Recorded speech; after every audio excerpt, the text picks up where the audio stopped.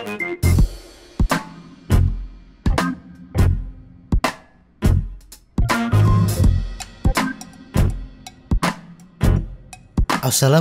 warahmatullahi wabarakatuh.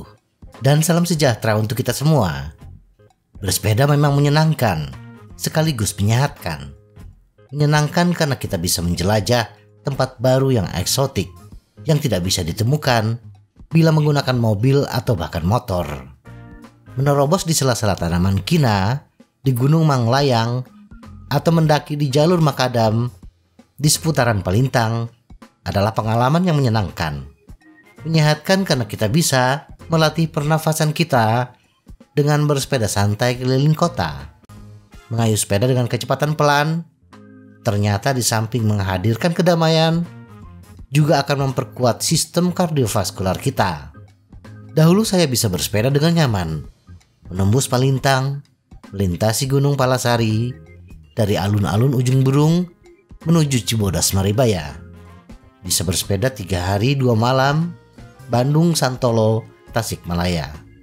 Tetapi kini, saya harus memikirkan kondisi fisik. Usia yang sudah mencapai 53 tahun, tidak seperti dahulu ketika di usia 30-an tahun. Seiring bertambahnya usia, perubahan terjadi pada sistem kardiopulmoner, muskuloskeletal, dan saraf. Ini tentunya akan mempengaruhi kita sebagai pesepeda yang sudah menginjak usia tua, dan tentunya mempengaruhi aktivitas kehidupan sehari-hari kita.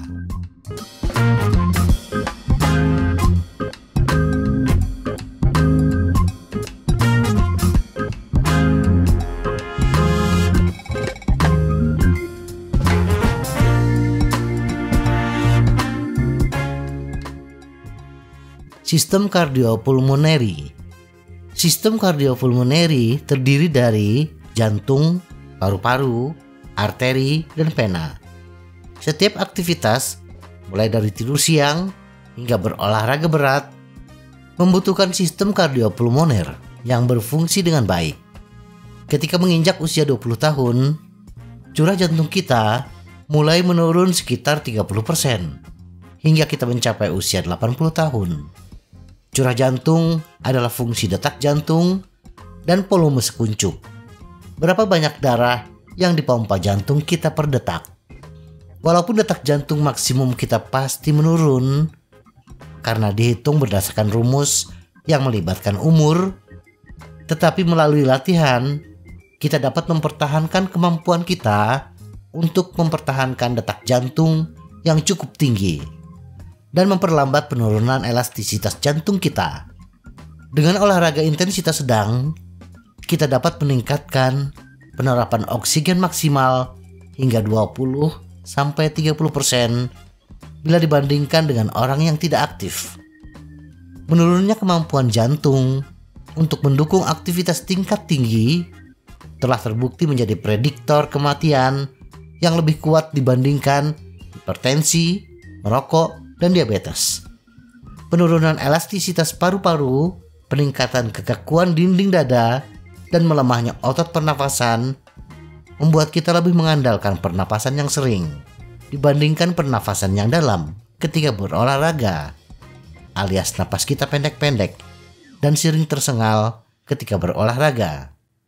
Namun, dengan pelatihan akan terjadi peningkatan ventilasi dan kemampuan paru-paru bukan lagi menjadi faktor pembatas aktivitas fisik. Aliran darah ke anggota tubuh berkurang saat istirahat pada individu yang lebih tua. Namun, untungnya, kemampuan untuk mengalirkan darah beroksigen yang cukup selama berolahraga tidak terpengaruh, asalkan kita tetap berolahraga.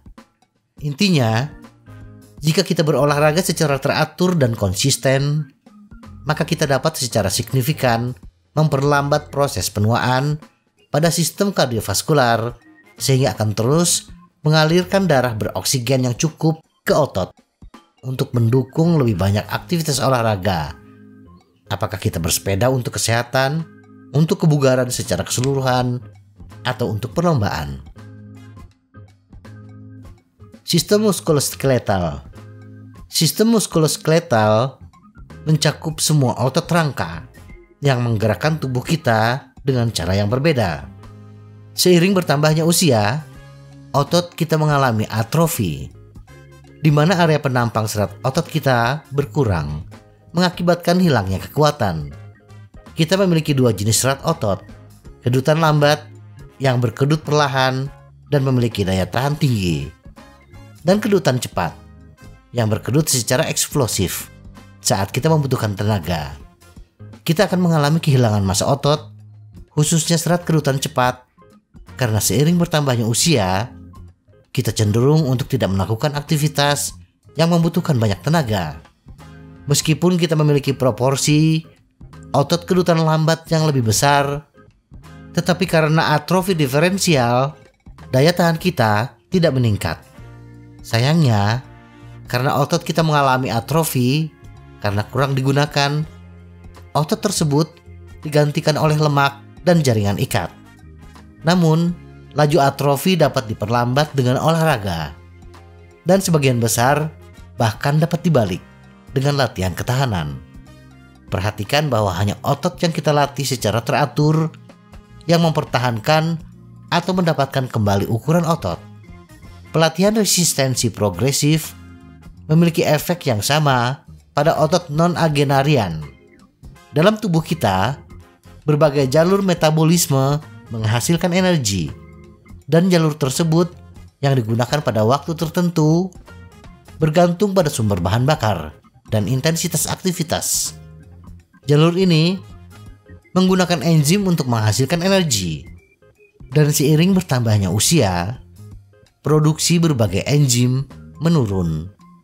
Namun, dengan olahraga, enzim yang tersedia akan meningkat. Intinya, melalui latihan ketahanan yang teratur, kita menjaga otot kita dari atrofi dan menjaga jalur metabolisme kita berfungsi pada tingkat yang memadai. Dengan demikian, kekuatan otot tidak harus menjadi pembatas aktivitas kita, baik untuk kesehatan maupun kinerja. Sistem saraf. Sistem saraf meliputi sistem saraf pusat dan sistem saraf tepi. Sistem saraf pusat terdiri dari otak kita dan batang otak, penghubung vital antara otak kita dan sumsum tulang belakang. Otak kita menerima masukan sensorik dari seluruh bagian tubuh kita dan membuat keputusan.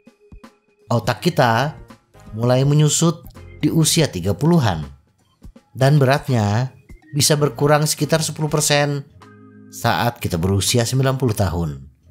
Untungnya, aktivitas fisik dapat memperlambat kemajuan kehilangan jaringan di otak. Sistem saraf tepi mencakup reseptor saraf di seluruh tubuh yang mengirimkan pesan ke otak.